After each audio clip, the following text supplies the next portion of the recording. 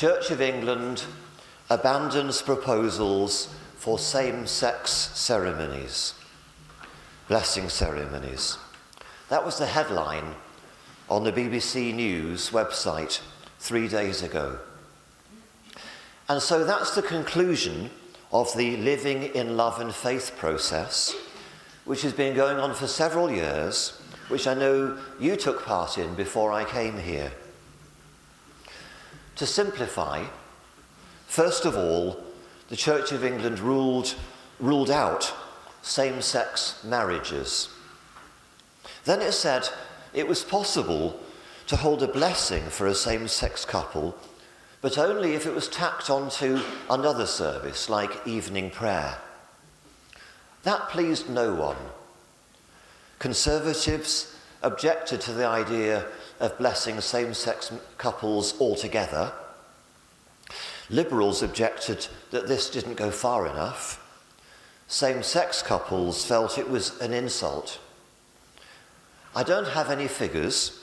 I've tried to find them out, but I can't see whether they're available. But my strong suspicion is that this unattractive option has not been taken up by many people. I've certainly had no requests for such a blessing here. The Church then debated whether to allow standalone blessing services for same-sex couples. And this week, they have ruled that out too. In other words, a blessing for a same-sex couple can't be a service in its own right, because that might look just a bit too much like a marriage. I felt it was important to talk about this today, if only to express and voice the hurt and the anger that LGBTQI plus members of the church are feeling about this at the moment. Personally, I feel deeply saddened and also ashamed. I also feel awkward talking about this as a straight man, in that I'm not directly affected by this. But in the context of a debate which is dividing the church, I wanted to share what I believe and why. And although I don't ask you to agree with me, though you may, I do want to make clear where I stand on the issue. Back in 1984, I moved to Crawley to be a teacher at a comprehensive school there, and I found myself living in a house with 3 other young men. One of them, Steve, was gay, but he didn't tell me this until I'd been there for maybe about 3 months, because he knew I went to church and he thought I would disapprove. I was shocked and saddened that because I went to church, he couldn't talk to me about this, that he thought the church would disapprove. I made it clear to him both that I was happy to accept him as he was, and also I was sure there were many, at least in the church where I went, that would agree with me on that matter. He and I had many long conversations over the next 2 years. I learnt much from him. It was less easy to be openly gay in those days, and especially for gay people to be in long-term open relationships.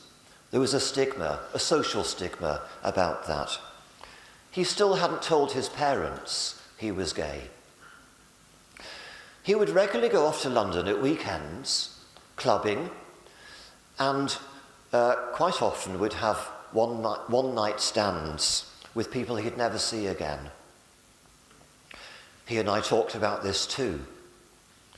I don't believe promiscuity is healthy, physically, psychologically, emotionally, or spiritually. He and I both agreed it's healthier and happier for both gay and straight people to be in long-term, loving, caring, stable, committed relationships. And so ever since then, I've been fully in favour of gay marriage. I believe in marriage as an institution. I believe it's God's will that all people who are in a relationship should be in a context which is loving, caring, committed and stable, as opposed to casual, promiscuous or self-centred. That applies to people of all sexualities. Marriage for me is not just about a man and a woman, but about two people of any gender who've chosen to love and support each other for better, for worse, in sickness and in health, in need and in plenty. I'd like to put it on public record that I would love to conduct marriages for same-sex couples. I'm deeply saddened the Church of England doesn't yet allow this. I say yet because I still have a hope that the day will come when they do, though I fear I'll have retired long before then. I'd also like to say that if a same-sex couple came to me asking for a service of blessing, I would devise the shortest ever evening prayer, and I would structure the whole of that service of evening prayer around the theme of love and marriage, so that the whole thing would feel integrated and a proper celebration. As I understand it, science has shown that our sexual orientation is not a matter of choice. It's something we're born with. I think about 1 in 10 people are gay. That's the same proportion as the number of people who are left-handed, as I am. I don't believe God made a mistake. I believe God made each one of us just as we are and loves us just as we are. And if it's God's will that some of us should love people of the same sex, then surely we can celebrate that. In fact, it seems to be God's plan to incorporate diversity and variety rather than everything being the same. As a left-hander, I think that's a vital part of the variety of God's creation. So is it being gay, transgender, the many different variations we have under those letters LGBTQI+. Jesus consistently sought out those who were on the margins of society, to draw them in, to include them. Lepers, the disabled, tax collectors, prostitutes, publicans. That's why, as a church, we are a member of the Inclusive Church Network. A conscious decision to reflect the importance of inclusion that we see in Jesus' ministry.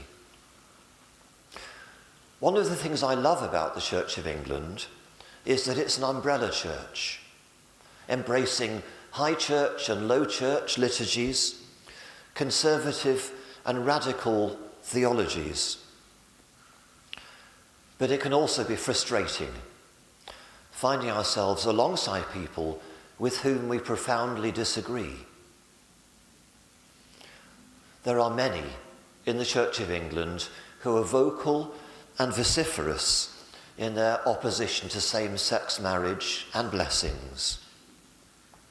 It's important that those of us who long to see the church as a place of welcome and affirmation and celebration of people of all sexualities are equally vocal and vociferous.